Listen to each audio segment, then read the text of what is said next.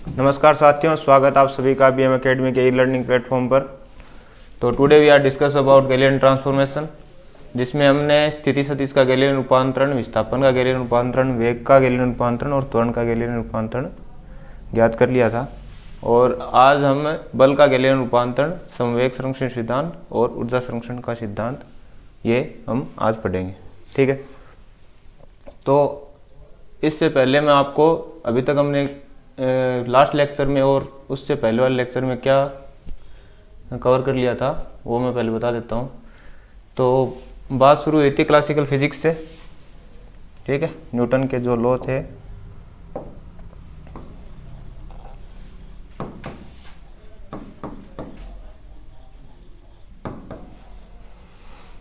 तो classical physics थी जिसे चिर सम्मत यांत्रिकी बोलते हैं हम, चिर सम्मत यांत्रिकी।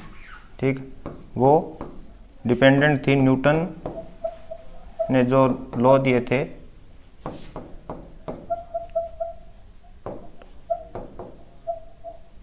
न्यूटन ने जो 3 लॉ दिए थे, न्यूटन्स लॉ ऑफ मोशन और दूसरा मैक्सवेल की जो एनर्जी की इक्वेशन थी। ठीक है। उन पर उस टाइम क्या था कि वो टाइम था 1642 से, न्यूटन का टाइम है ये 1642 से 1727, मतलब आज से लगभग 500-600 साल पहले की बात है। ठीक है।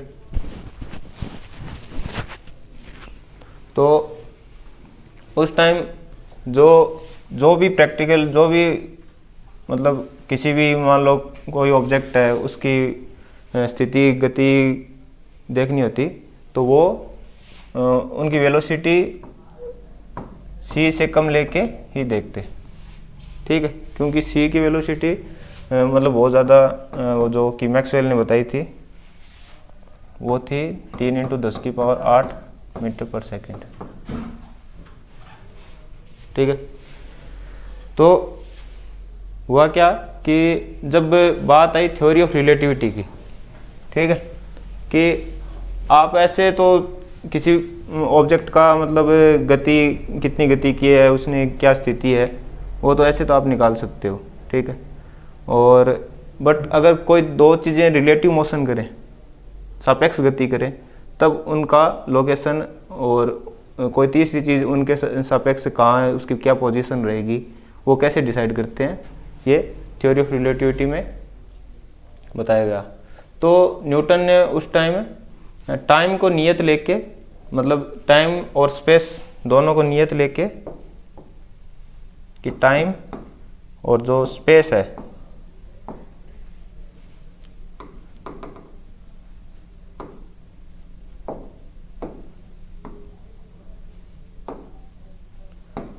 टाइम और जो स्पेस है उन दोनों को क्या लिया, एब्सोल्यूट लिया।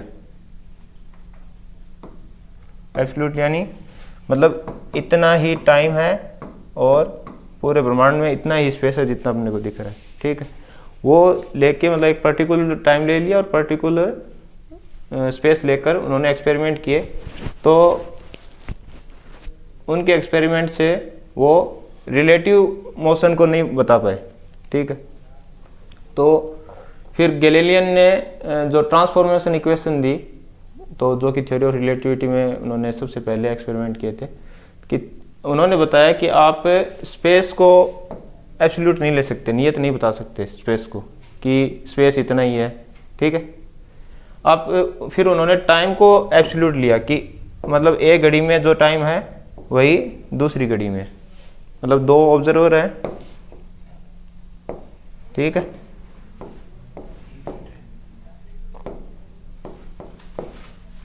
तो उनकी जो घड़ी में टाइम है वो सेम लेके उसने एक्सपेरिमेंट किए।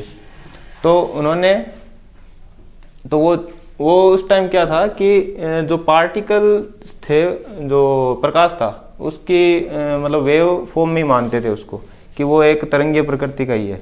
ठीक है। और जब इस वजह से उन जो भी वेलोसिटी ली उन्होंने अपने प्रैक्टिकल में, वो c से कम में ही ली। क्योंकि वो उनका मानना था कि जो प्रकाश है वो उस टाइम फोटोन में मतलब नहीं माना जाता कि हाँ वो उसकी फोटोन वाली भी प्रकृति होती है, वो फोटोन के रूप में भी होता है, कणीय प्रकृति होती है। ठीक है, तो फिर उन्होंने एक्सपेरिमेंट किए रिलेटिव मोशन के लिए कि अगर कोई दो निर्देश तंत्र, यहाँ फ्रेम ऑफ रेफरेंस का जिक्र आता है अपना, कि मान लो इसको मिटा देता हूँ,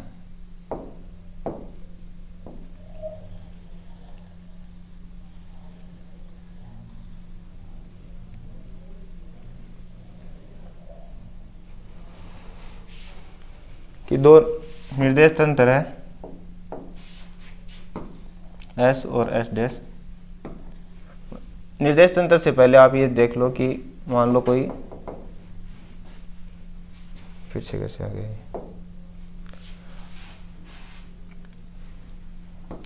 एक ऑब्जर्वर ये है, एक ऑब्जर्वर ये है और एक ऑब्जर्वर ये है।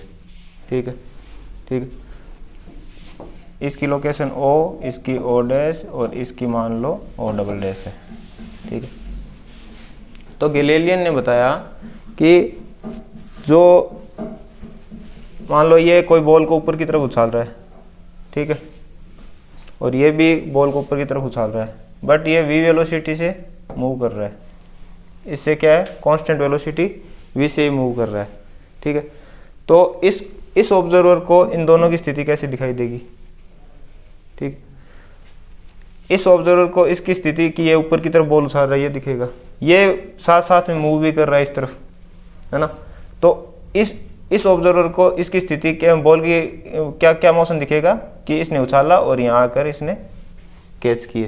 ठीक है, तो कहने का मतलब है कि डिफरेंट अपने निर्देश तंत्र है, जो ये आपके फ्रेम ऑफ रेफरेंस है, तो हर अलग अलग निर्देश तंत्र से बॉल की स्थिति हम अलग अलग देखेंगे। ठीक है, सीधी सी बात है। तो गैलीलियन ने एक्सपेरिमेंट किए कि जो रिलेटिव मोशन है वो आप सिर्फ और इनर्शियल फ्रेम में ही कर सकते हो। ठीक है, अगर आप नॉन इनर्शियल फ्रेम में, जैसे मैंने बताया था उससे पहले कि इनर्शियल और नॉन इनर्शियल फ्रेम कौन से होते हैं,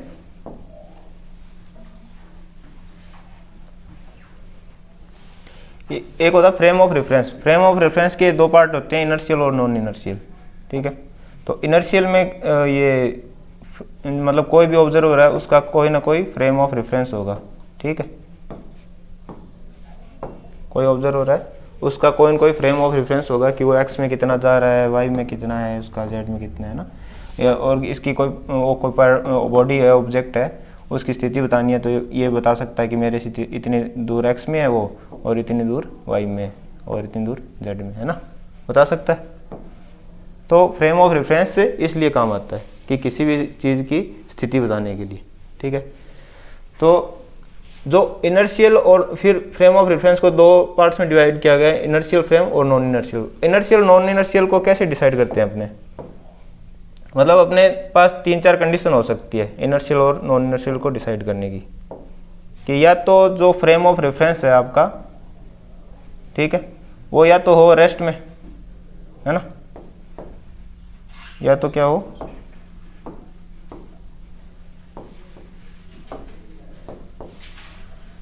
रेस्ट में, और या क्या हो कांस्टेंट वेलोसिटी v से क्या कर रहा हो, मूव कर रहा हो, है ना। तो और तीसरी कंडीशन है अपनी कि वो उस पर कोई फोर्स लग रहा हो, सॉरी फोर्स नहीं लग रहा हो, सब काम हो रहा है फोर्स की अनुपस्थिति में, ये ध्यान रखना, या वो एक्सीलरेट कर रहा हो, क्या कर रहा हो, एक्सीलरेट। ठीक है, और या फिर वो कोई रोटेशनल मोशन कर रहा हो।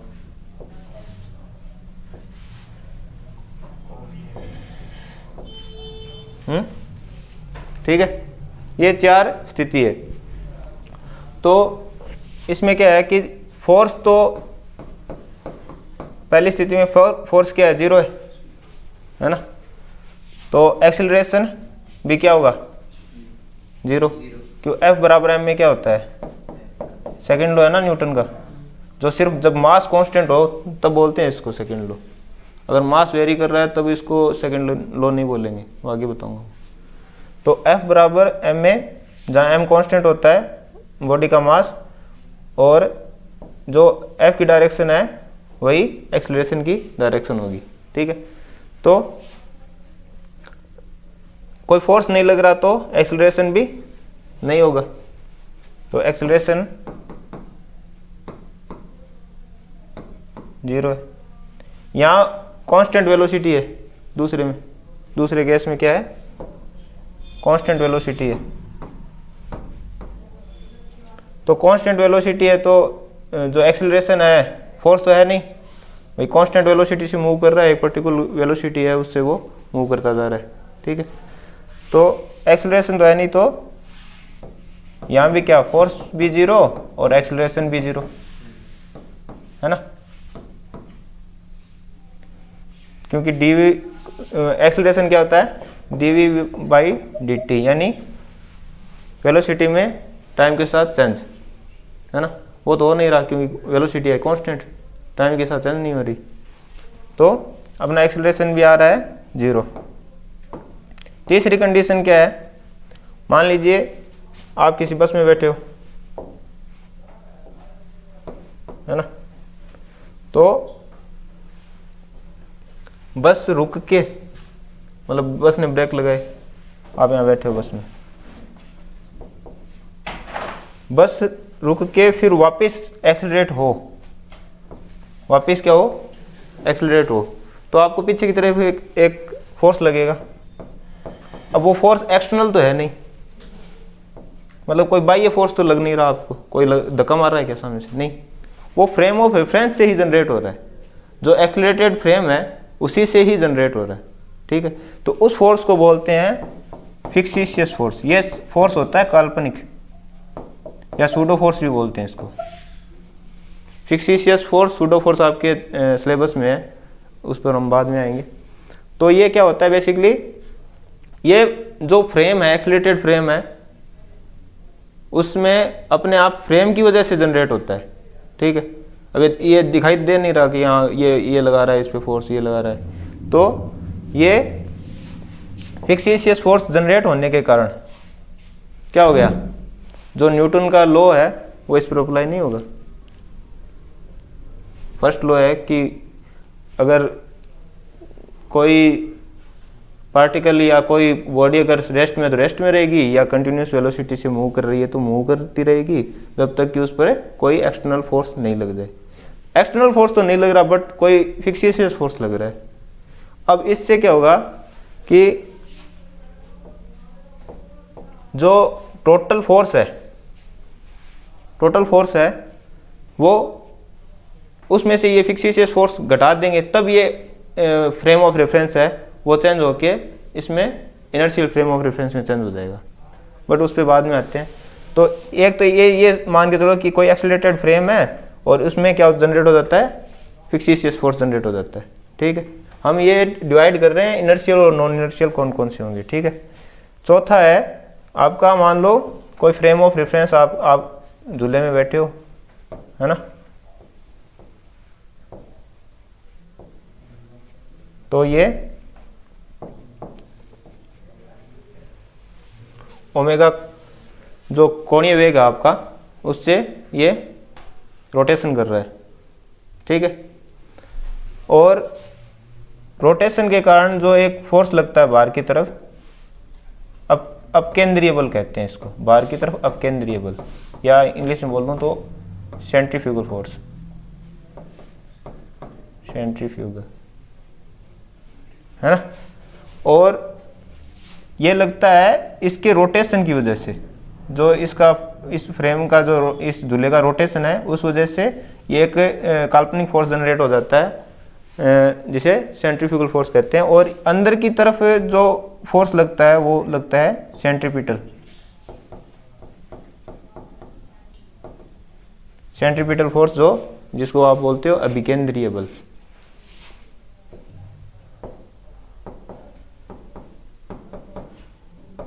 अभिकेंद्रीय बल, है ना। और जो इसकी वेलोसिटी है उस वजह से एक फोर्स जनरेट हो जाता है बॉडी की वेलोसिटी की वजह से। वो क्या होता है कि कभी इस तरफ होगी इसकी वेलोसिटी, कभी इस तरफ होगी, ऊपर की तरफ जाएगा तो ऊपर की तरफ, नीचे की तरफ नीचे, तो वो उससे एक काल्पनिक फोर्स जनरेट हो जाता है, उसको बोलते हो आप कोरोलियस फोर्स। ये भी आपके सिलेबस का ही पार्ट है, इस पर डिटेल से आएंगे। तो अभी इतना देखो कि जो कण की गति के कारण या बॉडी की गति के कारण जो फोर्स जनरेट होता है वो कोरोलियस फोर्स होता है, और जो रोटेशन, फ्रेम के रोटेशन की वजह से जो फोर्स जनरेट होता है उसको कहते हैं सेंट्रीफ्यूगल फोर्स। ठीक है, तो ये फ्रेम, इन फोर्सेस के कारण ये क्या हो गया, फ्रेम नॉन इनर्शियल हो गया, क्योंकि इस पे न्यूटन के जो लॉ है वो अप्लाई नहीं हो पा रहे। ठीक है, क्यों, कोई ना कोई फोर्स आ गया। ठीक है, हालांकि एक्सटर्नल फोर्स तो नहीं लगा है बट इसमें फोर्स है, इस वजह से जिन पर न्यूटन का फर्स्ट लॉ नहीं लग रहा तो वो क्या हो गए, एक ये और एक ये, वो क्या हो गए, non inertial frame of reference. आई बात समझ में। और इनर्शियल फ्रेम ऑफ रेफरेंस की कोई एक्सेलरेशन नहीं हो, कोई बाह्य बल की अनुपस्थिति में कोई भी त्वरण नहीं हो, तो वो क्या होता है आपका इनर्शियल या जड़त्वीय निर्देश तंत्र। भाई कोई फ्रेम ऑफ रेफरेंस पर अगर कोई बाह्य बल नहीं लग रहा हो, है ना, कोई बाह्य बल नहीं लग रहा हो, बाह्य बल नहीं लगेगा तो एक्सेलरेशन भी नहीं होगा, सॉरी एक्सेलरेशन आपका नहीं होगा। फोर्स नहीं लग रहा है, फोर्स नहीं लग रहा है तो एक्सेलरेशन नहीं होगा। तो न्यूटन का फर्स्ट लॉ भी यही कहता है, क्या, कि कोई चीज़ रेस्ट में तो रेस्ट में रहेगी, अगर कांस्टेंट वेलोसिटी से, अगर मान लो कोई frame of reference constant velocity से मूव कर रहा है, ठीक है, इसके सापेक्ष ये कांस्टेंट वेलोसिटी से मूव कर रहा है, वेलोसिटी क्या है, कांस्टेंट, चेंज नहीं हो रही, 10 किलोमीटर प्रति आवर है तो 10 किलोमीटर प्रति आवर ही रहेगी। ठीक है, इसी से मूव करता जाएगा करता जाएगा करता जाएगा, कोई एक्सटर्नल फोर्स लग नहीं रहा। ठीक है, तो एक्सेलरेशन इसमें जनरेट नहीं होगा, है ना। एक्सेलरेशन जनरेट होता है हमेशा फोर्स की वजह से, कोई एक्सटर्नल फोर्स लगता है तभी जो आपकी गति की समीकरण आती है ना, याद है क्या, ut plus half A T square, है ना, s बराबर ut plus half A T square, ऐसा कुछ। तो वो उसमें क्या होता है, वो यही बताती है कि जो किसी बॉडी पर अगर कंटिन्यूस फोर्स लग रहा है तब तक तो वो बॉडी मूव करती रहेगी, है ना, तब तक तो उसमें कोई एक्सेलरेशन हो, जैसे ही फोर्स हटेगा तो एक्सेलरेशन भी क्या हो जाएगा, हट जाएगा, है ना, एक्सेलरेशन भी जीरो हो जाएगा। तो यही इसमें है कि यहाँ पर वेलोसिटी में चेंज नहीं हो रहा, वेलोसिटी में चेंज नहीं हो रहा तो क्या हो गया, फोर्स अपना, ये सॉरी एक्सेलरेशन अपना जीरो हो गया, है ना। तो मोटा मोटा मैं ये बताना चाहता हूँ कि जो अपने जड़त्वीय निर्देश तंत्र है उनमें बाह्य बल की अनुपस्थिति में कोई एक्सेलरेशन नहीं होगा। ठीक है, और उसकी वो दो कंडीशन कौन कौन सी हो सकती है, या तो क्या हो रेस्ट में, या तो क्या हो रेस्ट में, और या हो कांस्टेंट वेलोसिटी से मूव कर रहा हो। ठीक है, एक निश्चित वेग से वो लगातार जा रहा है, न्यूटन का फर्स्ट लॉ ये भी है, यही है ना। तो या तो वो कांस्टेंट वेलोसिटी मूव कर रहा हो या रेस्ट में हो, तो और उस पर कोई बाह्य बल नहीं लग रहा हो, तो वो क्या होता है, नॉन एक्सेलरेटेड फ्रेम होता है। ठीक है, तो उसमें कोई त्वरण नहीं होगा, त्वरण नहीं होगा, त्वरण रहित कोई फ्रेम ऑफ रेफरेंस है जिस पर जो बाह्य बल की अनुपस्थिति में त्वरण रहित दिखाई देता हो, तो वो क्या होता है, इनर्शियल फ्रेम ऑफ रेफरेंस या जड़त्वीय निर्देश तंत्र। उसका उल्टा यहाँ पे फोर्स जनरेट हो गया, बाह्य बल तो नहीं है बट फोर्स जनरेट हो गया फ्रेम की वजह से, है ना। तो जो निर्देश तंत्र बाह्य बल की अनुपस्थिति में, बाह्य बल अभी भी नहीं है, बाह्य बल की अनुपस्थिति में त्वरित दिखाई दे, बाह्य बल की अनुपस्थिति में भी त्वरित दिखाई दे, तो वो फ्रेम ऑफ रेफरेंस क्या होते हैं? Non inertial frame of reference. ठीक है, तो गैलीलियन ने जो थ्योरी ऑफ रिलेटिविटी में जो ये एक्सपेरिमेंट किए थे, उन्होंने सारे जो फ्रेम ऑफ रेफरेंस लिए थे वो आपके नॉन इनर्शियल ही थे, sorry inertial frame of reference थे। और अगर आपको non inertial frame of reference को इनर्शियल फ्रेम ऑफ रेफरेंस में चेंज करना हो, तो आपको जो ये फोर्स जनरेट हुए हैं ना, फिक्सियस फोर्स और कोरोलियस फोर्स, सेंट्रीफ्यूगल फोर्स तो सेंट्रीपिटल से कैंसिल आउट हो जाता है। ठीक है, तो इनको आपको नेट फोर्स से सब्ट्रैक्ट करना होगा, तब जाके आप बोल सकते हो कि नॉन इनर्शियल फ्रेम आपका इनर्शियल फ्रेम में चेंज हो गया। तो इनको आपको उसमें मेन जो नेट फोर्स है उससे आपको इन फोर्सेस को सब्ट्रैक्ट करना होता है।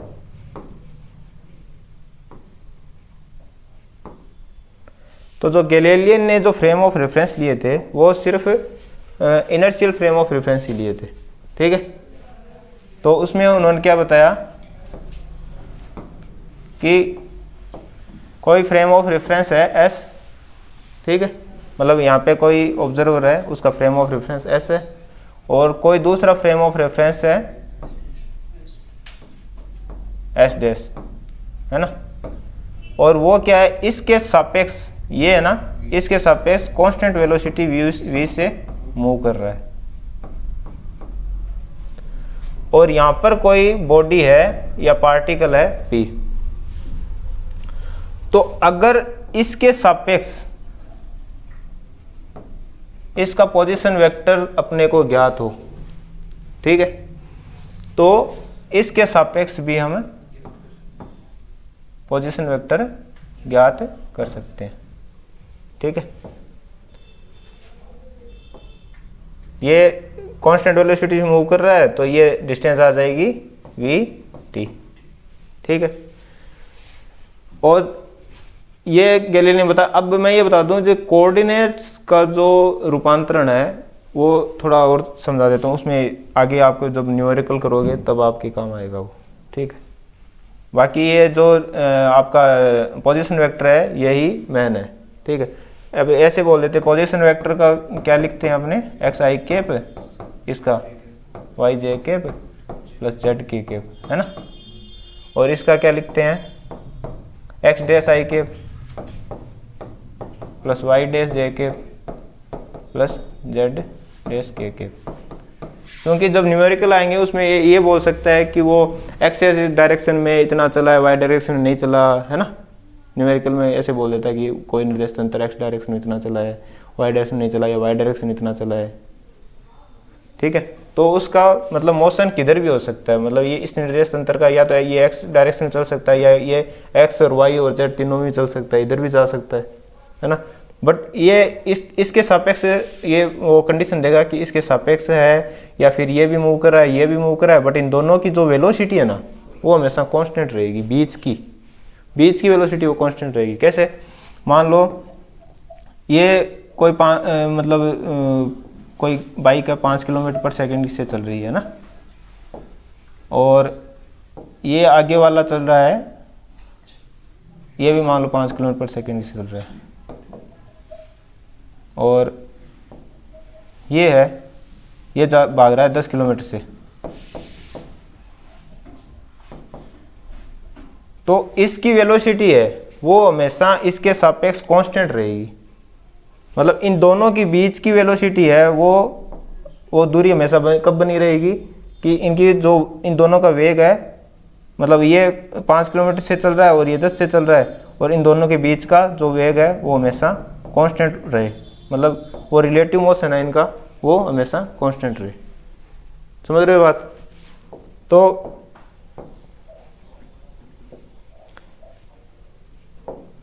जो मतलब फ्रेम ऑफ रेफरेंस, कोई फ्रेम ऑफ रेफरेंस ऐसे लिया और मान लो वो यहाँ पर मूव कर रहा है, ठीक है, v कांस्टेंट वेलोसिटी से, ठीक है। तो अब वो 3D में हो गया, तो इसका x, y और z डायरेक्शन में मतलब कोऑर्डिनेट क्या होंगे, ठीक है। तो वो आ जाता है, जो गैलीलियन ट्रांसफॉर्मेशन है उससे आता है x डैश, मतलब वैसे, एक मिनट आपको पूरा वैसे बताता हूँ अच्छे से। ये आगे आपके न्यूमेरिकल आएंगे तब शायद आपको ये काम आ सकता है, ये फॉर्मूले। बाकी कॉन्सेप्ट आपका क्लियर होगा तो आप वो भी आराम से कर सकते हो, कॉन्सेप्ट क्लियर होना ज़रूरी है। मान लो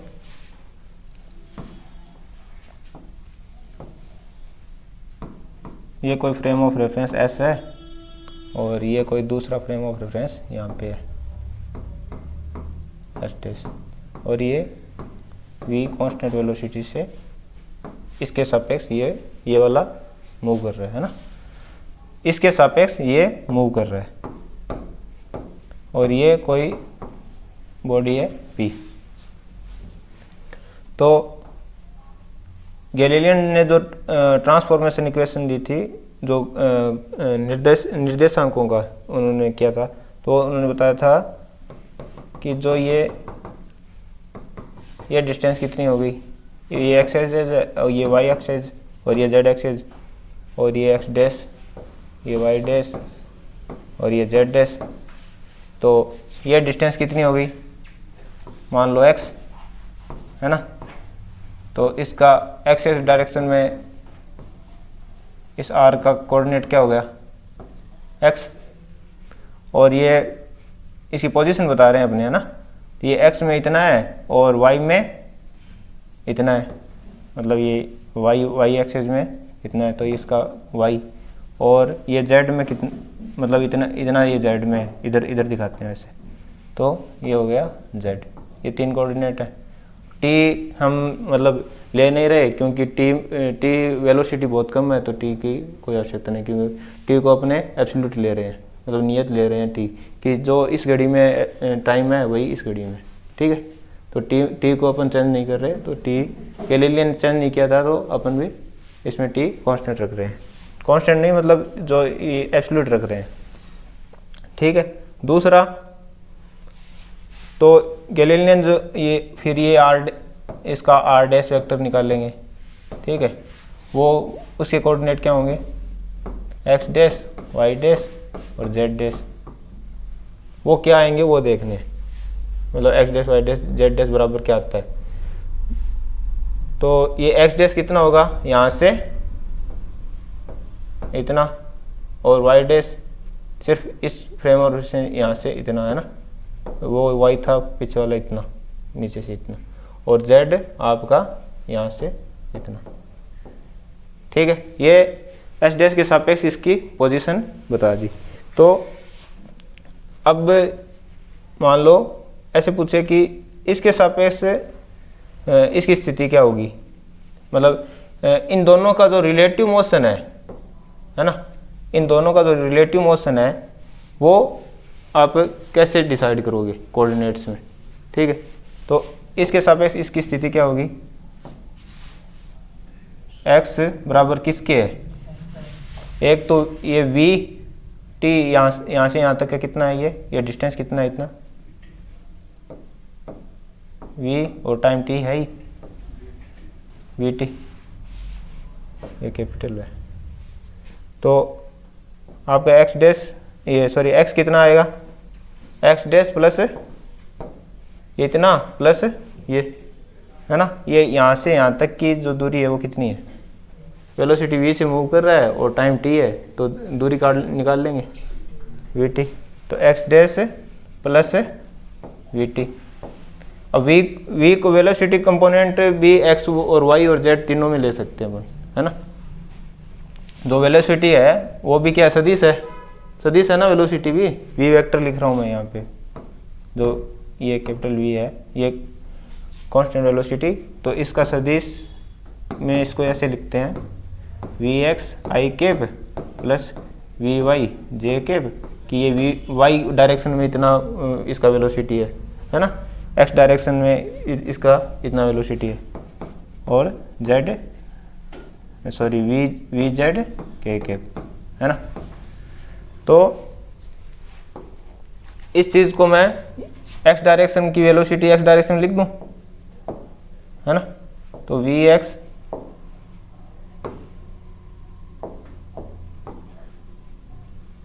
ये क्या हो गया आपका वी एक्स टी, और जो y क्या आएगा Y dash plus V Y T, और z आपका क्या आएगा z dash plus V Z T. तो इससे अपन जो निर्देशांकों का गैलिलियन ट्रांसफॉर्मेशन है, मतलब अपना मेन पर्पस तो यही है कि इसके सापेक्ष, इसके कोऑर्डिनेट्स के सापेक्ष इसका पोजीशन क्या होगा, है ना भाई। इसके एक्स डैश और वाई डैश और जेड डैश के सापेक्ष इसका कोऑर्डिनेट क्या होगा, तो वो इसको इधर लेके निकाल लेंगे। एक्स डैश क्या आ जाएगा X minus V X into T, और जो वाई डैश है वो क्या आएगा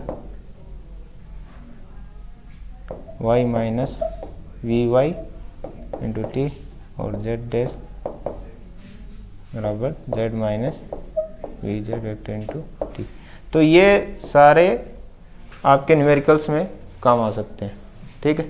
तो ये गैलीलियन ट्रांसफॉर्मेशन का जो कोऑर्डिनेट्स का गैलीलियन ट्रांसफॉर्मेशन है वो है, किसका है, कार्टेशियन कोऑर्डिनेट का गैलीलियन ट्रांसफॉर्मेशन, ठीक है। आई बात समझ में, क्लियर है, कोई डाउट, ठीक है। अब इसके बाद हमने पढ़ा था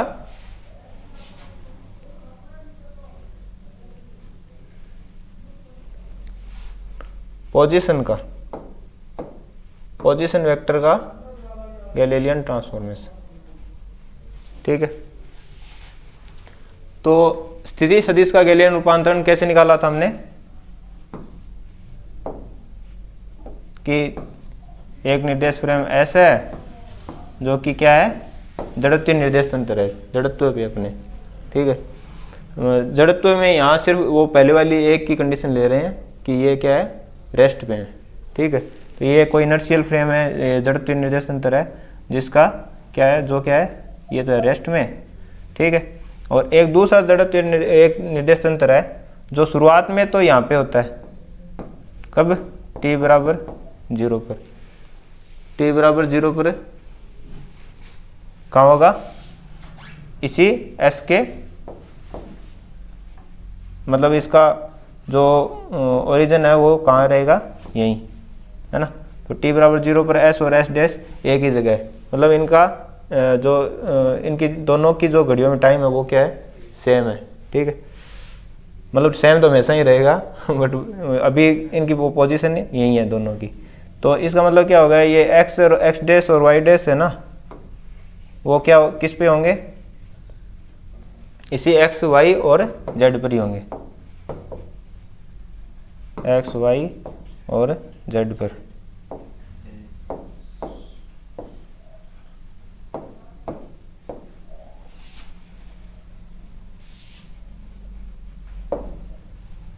तो बाद में t टाइम बाद ये कहाँ आ जाता है, मतलब इस पोजीशन को बोलते हैं, मतलब संपाती बोलते हैं, हिंदी में क्या बोलते हैं संपाती, कि जब t बराबर 0 पर दोनों निर्देश तंत्र कहाँ हो एक ही बिंदु पर। तो ये t बराबर 0 पर यहाँ है। फिर क्या होगा, जो s डैश है वो कांस्टेंट वेलोसिटी से मूव करके t टाइम बाद यहाँ आ जाता है, ठीक है, ठीक है। और यहाँ कोई बॉडी है या कोई पार्टिकल है p, तो गैलीलियन ने क्या किया कि गैलीलियन ने बताया कि इसके सापेक्ष अगर इसकी स्थिति पता हो, आपको इसका पोजीशन पता हो, तो जो दूसरा निर्देश तंत्र है उसके सापेक्ष भी हमें उसकी स्थिति पता कर सकते हैं, सिंपल सी बात है, ठीक है। तो फिर हमने क्या किया, ये डिस्टेंस निकाल ली हमने वी वेक्टर और टाइम टी लगा है तो वी वेक्टर इंटू टी, और ये फिर ट्राइंगल बना था, उससे हमने क्या निकाला था, ये याद है क्या, त्रिभुज का सदिश नियम, त्रिभुज सदिश योग नियम, ऐसा कुछ सुना होगा आपने कि दो कर्मागत त्रिभुज की दो कर्मागत भुजाओं पर अगर दो सदिश कार्य मतलब निरूपित हो तो तीसरी भुजा उसके रिजल्टेंट वेक्टर को प्रदर्शित करती है। ठीक है, तो इस ये ट्राइंगल है ना, आप ध्यान रखना बस, ये इतना जो डायग्राम बनाया है कि हाँ कॉन्सेप्ट वैसे क्लियर है कि हाँ मतलब एस डैश है वो वी वेलोसिटी से कांस्टेंट वेलोसिटी से मूव कर रहा है, और यहाँ पर कोई पोजीशन है और ये इसका पोजीशन अगर ज्ञात हो, यही बोल रहा है गैलीलियन, इसका अगर इसके सापेक्ष अगर एस के सापेक्ष ज्ञात हो तो एस डैश के सापेक्ष ज्ञात कर सकते हैं। ठीक है, यही बोल रहा है, तो वही हम कर रहे हैं। तो ये निकाल लिया, तो त्रिभुज के कौन सा त्रिभुज है ये, O P O dash, O P O dash. तो इस नियम से हमने क्या निकाला, क्या बोलता है ये कि ये जो पोजीशन जिसका रिजल्टेंट वेक्टर है वो बराबर होता है बाकी के दो प्लस आर डैश वेक्टर, है ना। फिर अपना टारगेट है ये आर डैश वेक्टर, इसके सापेक्ष इसकी स्थिति निकालना, तो इसके सापेक्ष इसका पोजीशन वेक्टर हमने निकाला R vector minus V vector into T. ठीक है, और यही जो ये जो इक्वेशन है वो हमारे सारे जितने भी डेरिवेशन है, विस्थापन वेग, ये सॉरी वेग त्वरण, इनमें ये काम आई। ठीक है, तो कॉन्सेप्ट आप इतना क्लियर रखो। ठीक है, फिर उसके बाद आपका वो सारा डेरिवेशन हो जाएगा। फिर क्या किया हमने, ये तो आ गया इसका किसका स्थिति सदिश का, और फिर हमने क्या निकाला, वेग का।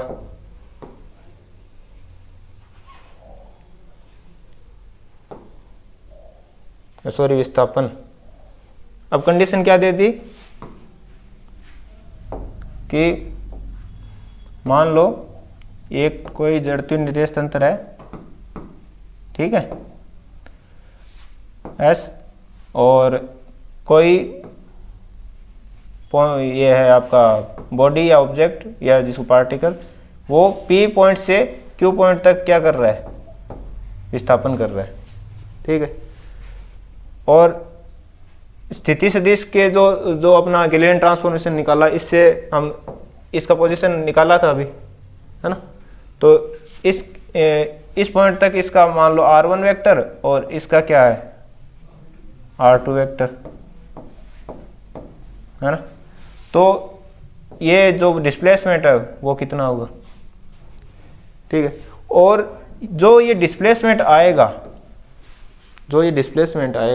गैलीलियो ने ये बताया कि जो ये डिस्प्लेसमेंट इसके सापेक्ष आता है ना, तो और जो कोई दूसरा निर्देश तंत्र इसके सापेक्ष कांस्टेंट वेलोसिटी से मूव कर रहा है, तो उसके सापेक्ष जो डिस्प्लेसमेंट आएगा वो क्या आएगा, बराबर आएगा। मतलब कहने का मतलब है कि इसके सापेक्ष अगर किसी बिंदु का एस निर्देश तंत्र के सापेक्ष किसी बिंदु का अगर डिस्प्लेसमेंट, जो डिस्प्लेसमेंट होता है वही displacement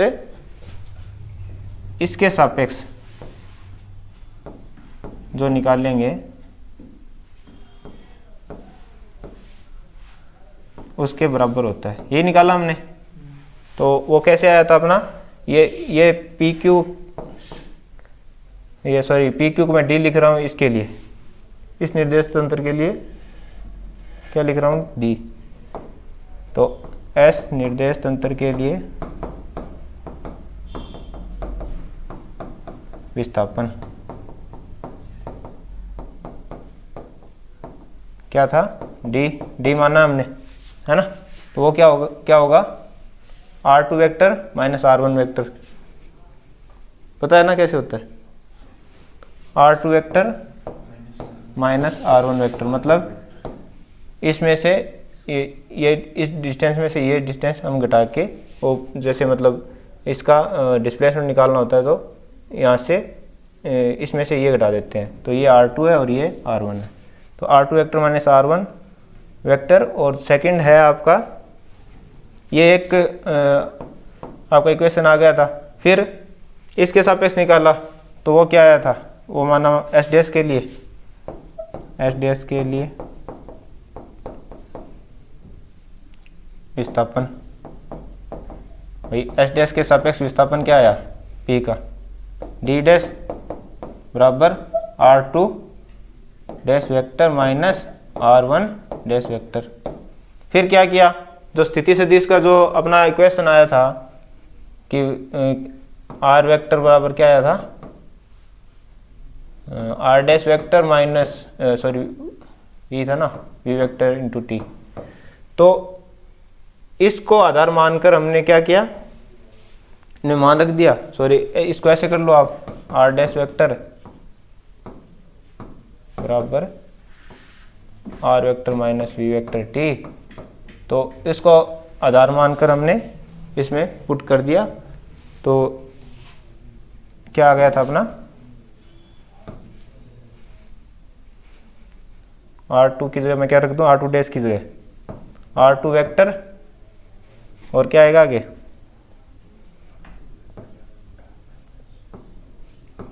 V vector T minus R1 vector, sorry ये डैश का है तो डैश नहीं, डैश इसमें चेंज हो गया है ना, तो R1 vector minus V vector T इसके बराबर ही होगा ये। R2 डैश वेक्टर को बेस इसके बेस पर मैंने ये लिख सकता हूँ ना, लिख सकता हूँ क्या, ठीक है। तो फिर हमने आगे सोल्व किया तो क्या आ गया, R2 vector minus V vector T, और ये माइनस R1 वेक्टर और plus V vector T, minus minus plus हो गया तो ये कैंसिल आउट हो गया, बच गया क्या, R2 vector minus R1 vector. तो फिर वो किसके बराबर आता है, अपने D के। तो गैलीलियन रूपांतरण में क्या मिला हमें, D बराबर किसके, D डैश के। तो विस्थापन क्या रहता है, नियत रहता है। कहने का मतलब इसके सापेक्ष अगर किसी बिंदु का जो विस्थापन आता है वही इस निर्देश दूसरे निर्देश तंत्र जो लिया है, जो वी वेलोसिटी से इसके सापेक्ष कांस्टेंट वेलोसिटी से मूव कर रहा है, वही इसके सापेक्ष आएगा, ठीक है। फिर हमने क्या किया था, वेग का गैलीलियन रूपांतरण किया था। तो उसमें क्या था, सिंपल वही पोजीशन वेक्टर लिया और उसका क्या कर दिया, differentiation.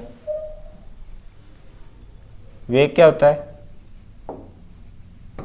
D R upon D T, R अपने पास है ही, है ना। तो उससे क्या आ गया था, वेग। बट वेग में एक चीज देखना आप कि दोनों निर्देश फ्रेम में वेग अलग अलग आएगा। एस वो नियत नहीं आएगा, ठीक है। तो वो क्या आएगा देखते हैं।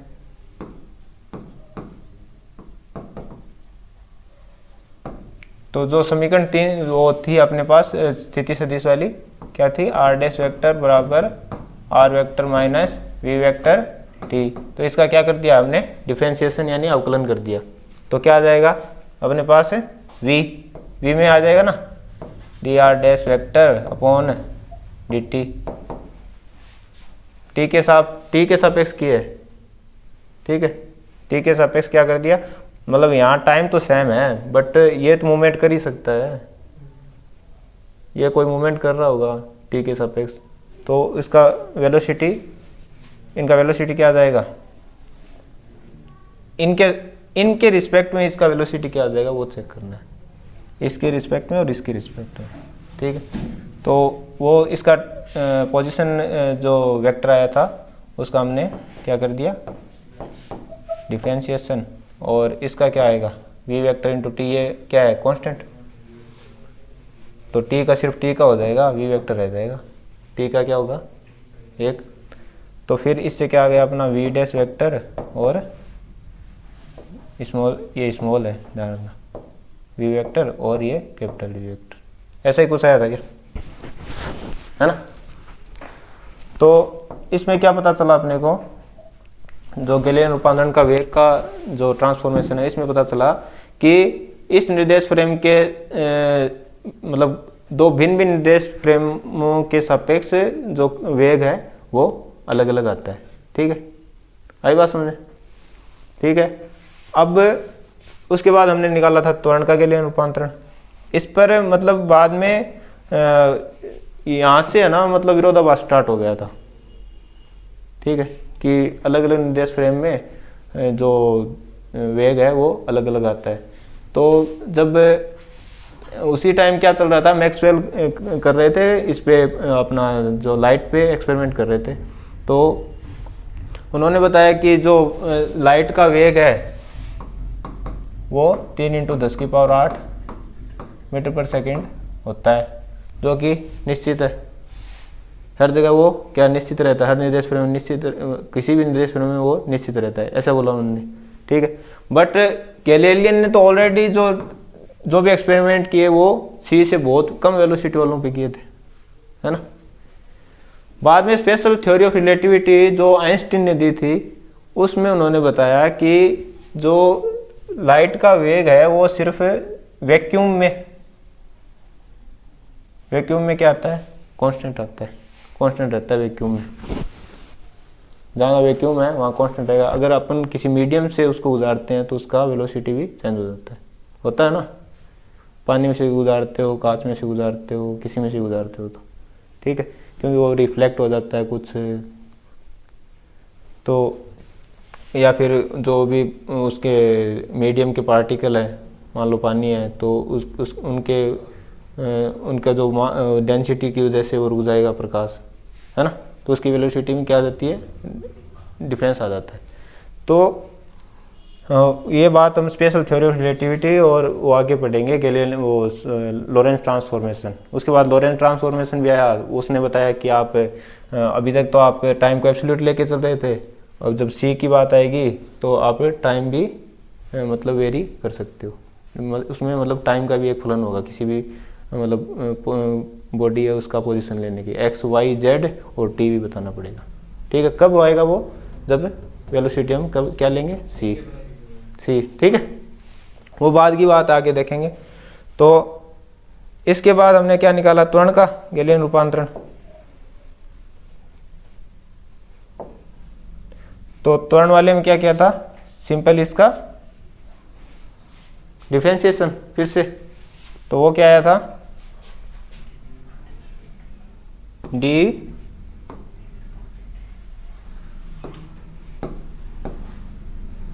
D v dash vector upon D t बराबर d v vector upon D t minus, और वी वेक्टर तो कांस्टेंट है,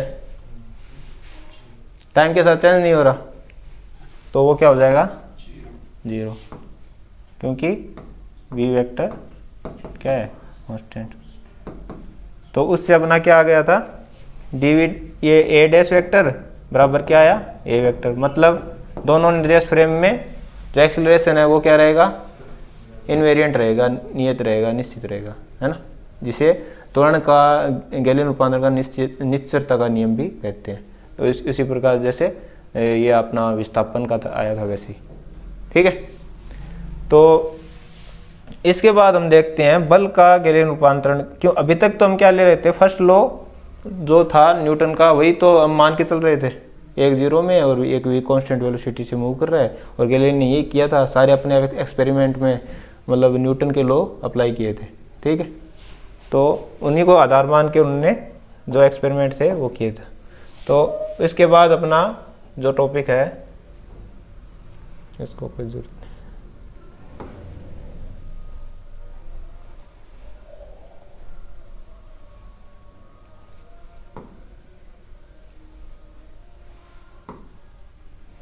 वापस वही कर दूंगा, ठीक पढ़ा नहीं इसको। तो अब अपना क्या स्टार्ट हुआ है, 5वां जो है अपने को क्या निकालना है,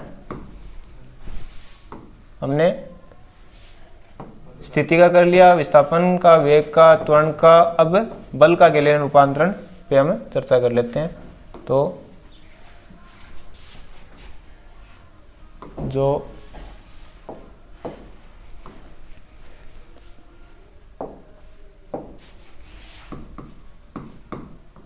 जो है अपना बल का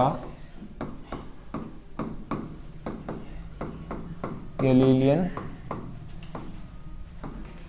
रूपांतरण,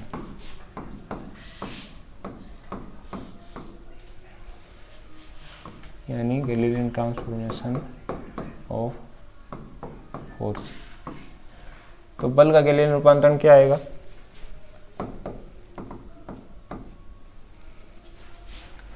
कि फर्स्ट लॉ लेके चले थे हम पहले, अब क्या करेंगे?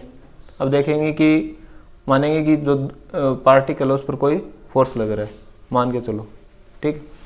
तो जो निर्देश तंत्र S है, निर्देश तंत्र जो S है उसके सापेक्ष उसकी क्या स्थिति रहेगी? इस पे कोई फोर्स लग रहा है ना, और एस डैश है उसके सापेक्ष उसकी क्या स्थिति रहेगी, ठीक है, यही देखना है। तो न्यूटन के सेकंड लॉ से जब फोर्स लगता है तो क्या होता है? एक्सेलरेशन एफ डैश बराबर क्या हो गया? एम ए डे वेक्टर, ठीक है। कौन से निर्देश तंत्र के सापेक्ष है ये? एस डैश के, ठीक है। और एस के सापेक्ष क्या होगा? F vector equal to M A vector. M क्या है? हमने शुरू में ही क्या लिया था? कांस्टेंट, कि जो ऑब्जेक्ट का या पार्टिकल का जो मास है वो क्या रहेगा? कांस्टेंट। तो एम क्या है इनमें? कांस्टेंट। तो जो एक्सेलरेशन है वो डिपेंडेंट किस पे है? फोर्स पे, है ना। तो गैलीलियन ट्रांसफॉर्मेशन में हमने जो निर्देश जो त्वरण का रूपांतरण था उसमें हमने क्या पाया था कि एक्सेलरेशन सेम रहता है, ए डैश इक्वल टू क्या आता है? ए वेक्टर, है ना। तो हम लिख देंगे इसमें गैलीलियन ट्रांसफॉर्मेशन के त्वरण के रूपांतरण समीकरण से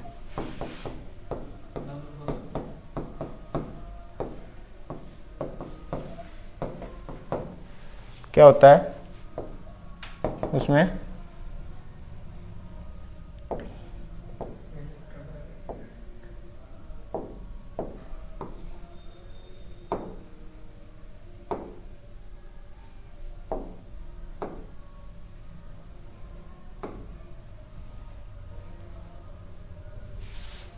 क्या आता है वो? ए डैश वेक्टर इक्वल टू क्या आएगा? ए वेक्टर। तो एफ डैश वेक्टर भी क्या है? किसके बराबर होगा? एफ वेक्टर के। अगली बात समझ में, क्योंकि ए डैश वेक्टर की जगह या ए वेक्टर की जगह मैं ए डैश लिख दूं या, ठीक है, सेम ही बात है। तो इससे क्या समझ में आया कि जो आपका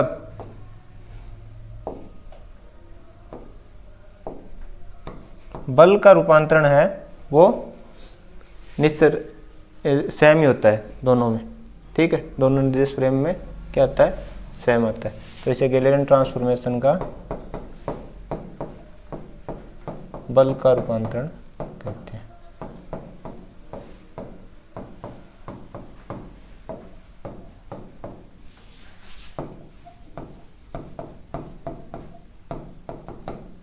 ठीक है। अब अपना नेक्स्ट है संवेग का। संवेग संरक्षण सिद्धांत चेक करना है और ऊर्जा संरक्षण सिद्धांत चेक करना है, लॉ ऑफ मोमेंटम कंजर्वेशन और ये जो आपका एनर्जी का कंजर्वेशन है वो चेक करना है। तो अब क्या होगा? सेकंड लॉ तो अप्लाई हो गया इसमें, ठीक है। अब संवेग संरक्षण का सिद्धांत क्या है वो भी क्या इसमें अप्लाई होता है क्या, वो देखना है। संवेग संरक्षण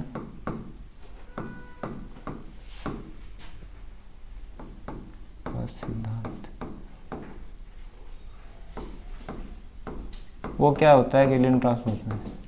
गैलीलियन ट्रांसफॉर्मेशन में जो संवेग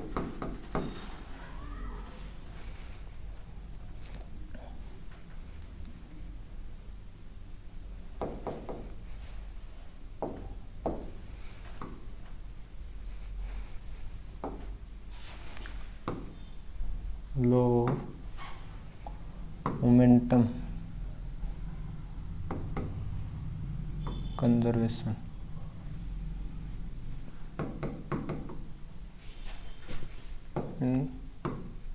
गैलीलियन ट्रांसफॉर्मेशन, है ना। तो वो क्या रहेगा कि मान लो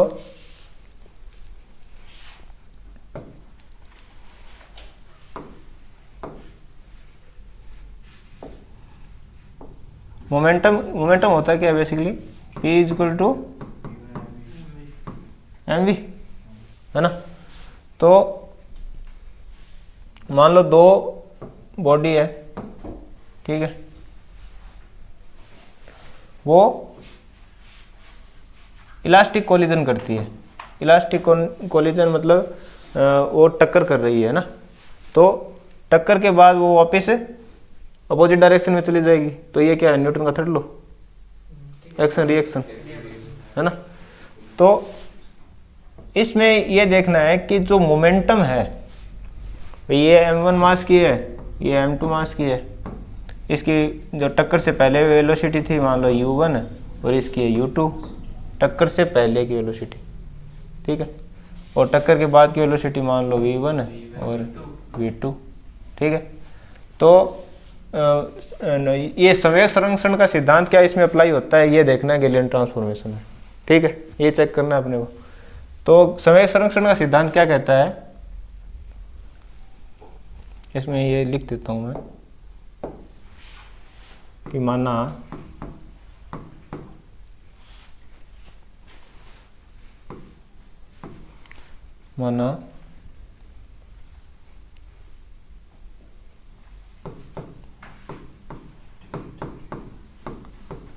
मतलब जो निर्देश तंत्र है S के सापेक्ष अगर दो ऑब्जेक्ट में जो टक्कर हो रही है उससे जो मोमेंटम आता है, ठीक है, टक्कर के पहले और टक्कर के बाद में, वही क्या S डैश के सापेक्ष भी आता है। मतलब इसको इसको संवेग संरक्षण, इसके सापेक्ष जो संवेग संरक्षण आएगा वही क्या इसके सापेक्ष आएगा, यही चेक करना है अपने को, सिंपल, ठीक है। तो और क्या वो संरक्षित रहता है, मतलब दो अलग अलग निर्देश तंत्रों से हम अगर इसको डिफाइन कर रहे हैं तो क्या वो संवेग संरक्षित रहता है, ये अपने को चेक करना है। तो माना निर्देश तंत्र S में लिख दो, S में दो बॉडी, या आप इसको पार्टिकल भी लिख सकते हो, कोई कण है ना, जिनका वेट m1 व m2 है। तो टक्कर से, और माना क्या है और टक्कर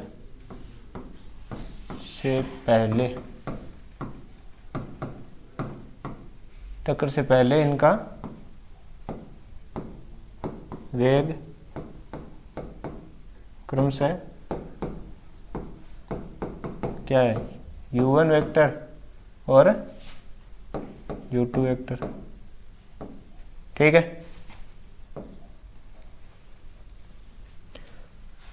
तो निर्देश तंत्र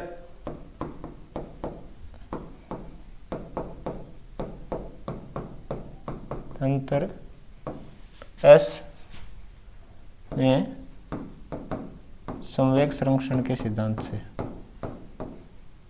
सॉरी इसमें पहले वो और लिख देता हूं मैं,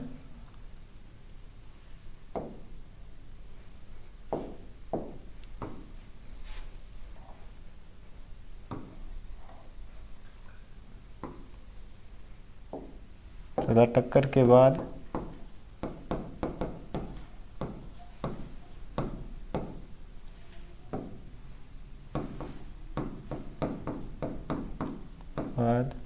वेग माना क्या है, v1 वेक्टर और v2 वेक्टर।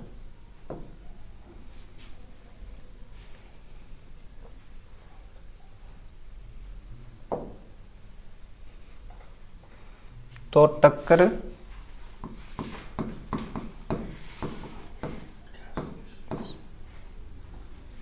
से पहले संवेग क्या होगा, m1 u1 प्लस m2 और u2। ठीक है, दोनों का सिस्टम मतलब एक सिस्टम की तरह कार्य कर रहे हैं तो ये दोनों, है ना, मतलब दोनों वो एक सिस्टम का पार्ट है दोनों। टक्कर मतलब एक कोई इवेंट हो रहा है, वो दो चीज़ों एक साथ हो रहा है ना। तो मतलब एक से ये मतलब इवेंट हो नहीं सकता, है ना। तो इसको हम सिस्टम में मान सकते हैं, तब मैंने लिखा इसको प्लस। यही होता है, टक्कर से पहले का संवेग है, कुल संवेग कितना हो गया, m1 u1 plus m2 u2। ठीक है, और टक्कर के बाद का संवेग, टोटल संवेग क्या हो गया, m1 v1 वेक्टर है प्लस m2 v2 वेक्टर। ठीक है, तो निर्देश तंत्र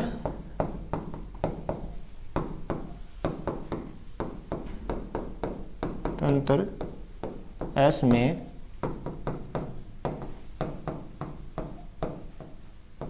मोमेंटम कंजर्वेशन के लॉ से क्या हो गया,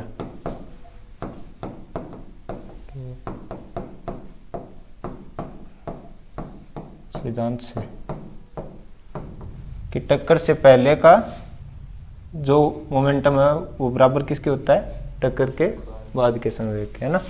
तो टक्कर के पहले क्या आ गया, m1 u1 vector plus m2 u2 vector बराबर किसके होगा, टक्कर के बाद के m1 v1 vector plus m2 v2 vector. ठीक है,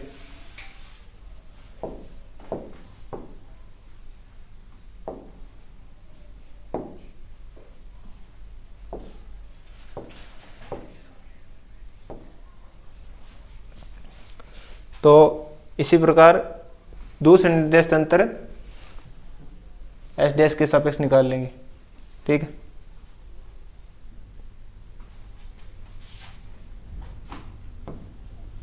इसी प्रकार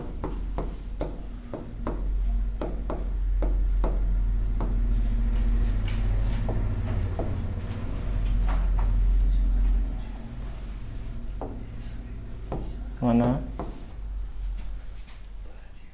इसी प्रकार माना निर्देश तंत्र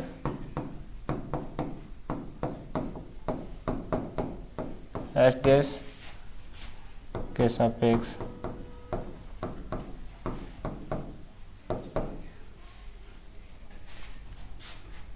m1 व m2 का टक्कर से पहले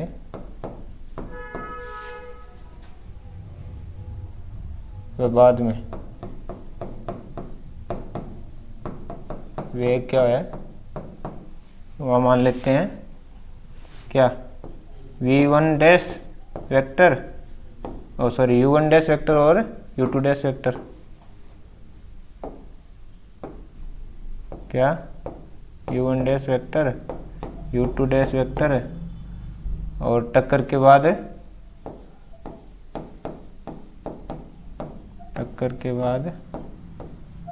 वो लिख तो दिया मैंने, टक्कर के बाद वह v1 डैश वेक्टर और v2 डैश वेक्टर है। तो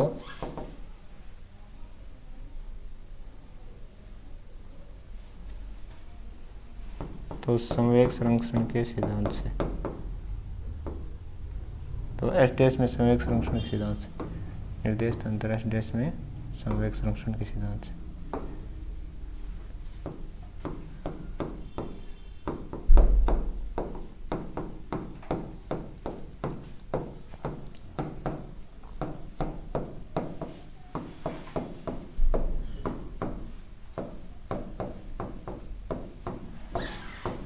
क्या आएगा? टक्कर से पहले m1 u1 dash vector plus m2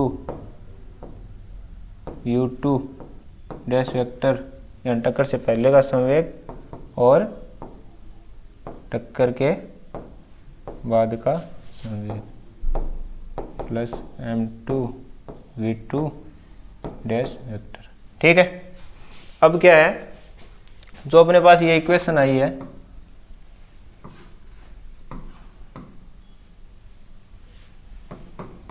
ठीक है, और एक अपने पास ये इक्वेशन है।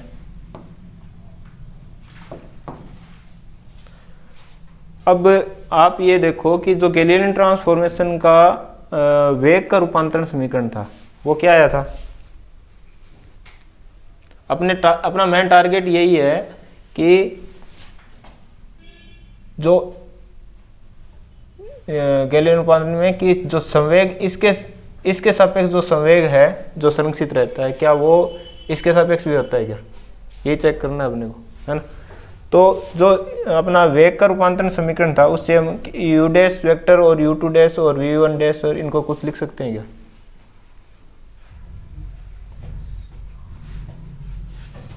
देखो, तो Galilean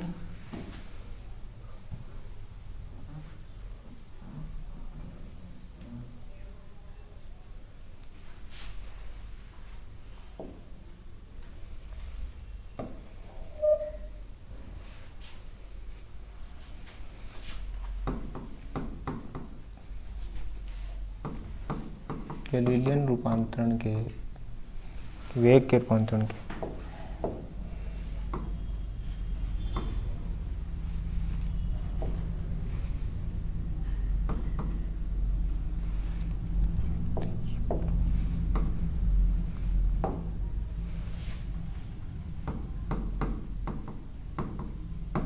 Galilean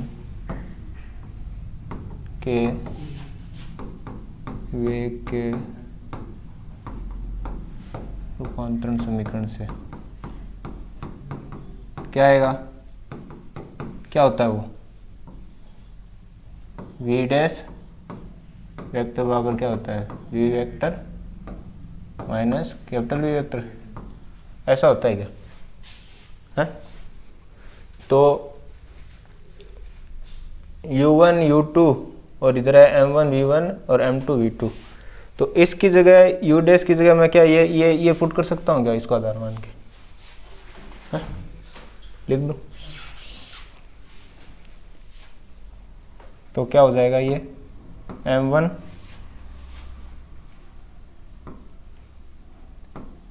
u vector minus capital V vector, किसका? u1 का। ये v तो कांस्टेंट है ही,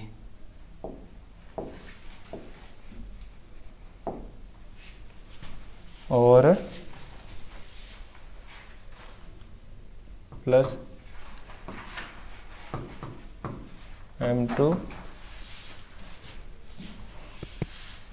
u2 vector minus capital V vector, और आगे क्या है, इसको भी ये लिख दूं, v को भी इसमें ट्रांसफॉर्म कर दूं, m1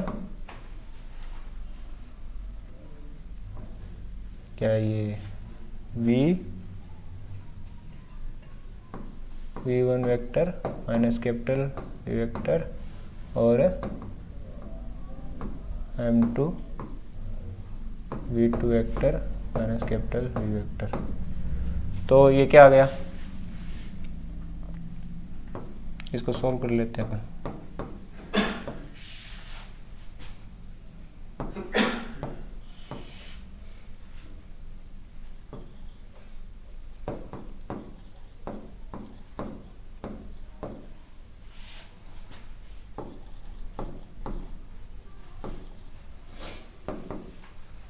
m1 v1 vector minus m1 v vector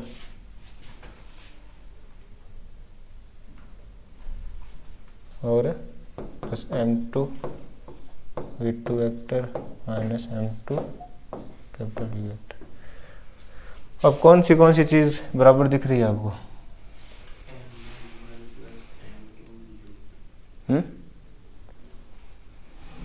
ये और ये और इतने, तो क्या बच गया अपने पास? m1 u1 vector m2 u2 vector बराबर m1 v1 vector m2 v2 vector. आ गया? ये किसके बराबर है? ठीक है, तो एस डैश के सापेक्ष भी क्या आ रहा है? यही संवेग संरक्षित यही आ रहा है। तो क्या इसको क्या कह सकते हैं? तो समीकरण 3 से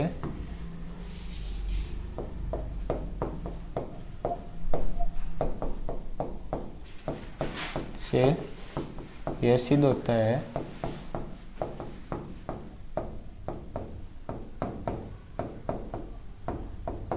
कि दो भिन्न भिन्न निर्देश तंत्रों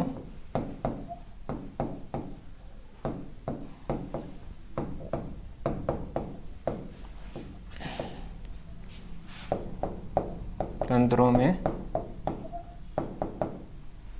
संवेग संरक्षित रहता है। संवेग संरक्षण का सिद्धांत वैध है ना?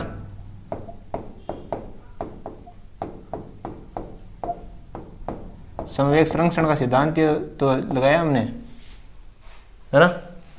तो संवेग संरक्षण का सिद्धांत वैध है। ठीक है, क्लियर है? अब इसके बाद अपना क्या है? ऊर्जा का।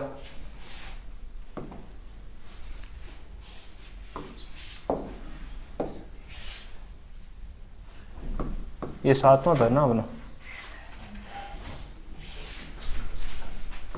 ऊर्जा संरक्षण सिद्धांत का गैलियन रूपांतरण है ना?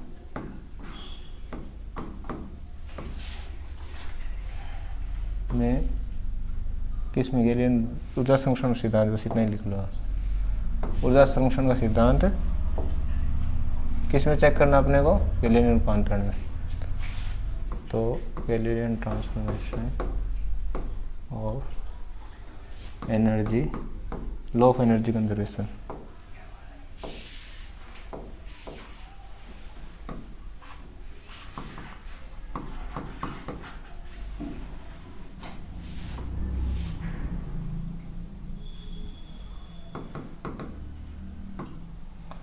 तो इसमें क्या है कि जो ऊर्जा होती है वो क्या होती है अपनी? Half mv²। ठीक है, और जो संवेग संरक्षण के सिद्धांत से हमने जो चीज़ें नोटिस की है वो क्या है? m1 u1 plus m2 u2, ये ध्यान में रहेगी चीज़। ठीक है, तो इसी को बेस मानेंगे हम। देखते जाना आप कि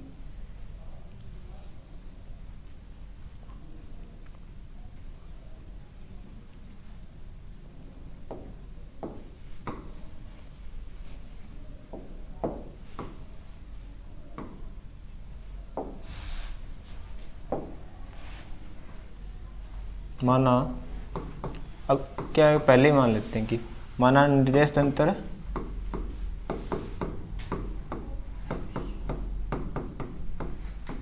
एस में, वही टक्कर वाला एग्जांपल लेंगे। ठीक है, माना निर्देश तंत्र एस में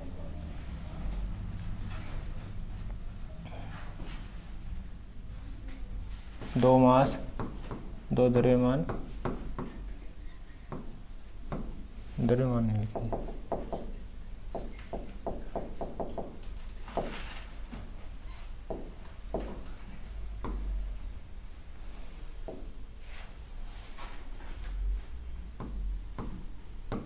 दो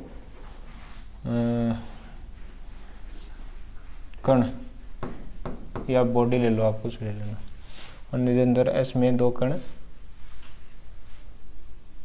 दो कणों में टक्कर से पहले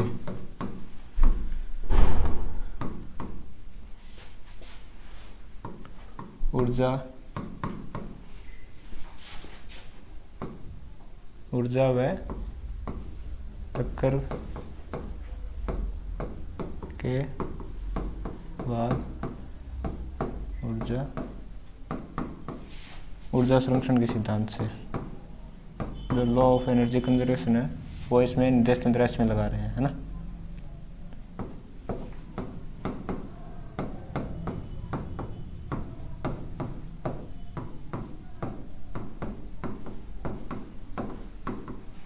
तो वो क्या होगा, हाफ मास अब m1 का m1 है ना, और वो जो v है उसको क्या मान लिया, u1 का स्क्वायर प्लस हाफ m2, टक्कर से पहले का देख रहे हैं अभी, u2 का स्क्वायर ये होगा, और जो टक्कर के बाद क्या होगा, हाफ m1 v1 का square plus half m2 v2 का स्क्वायर, ये है। तो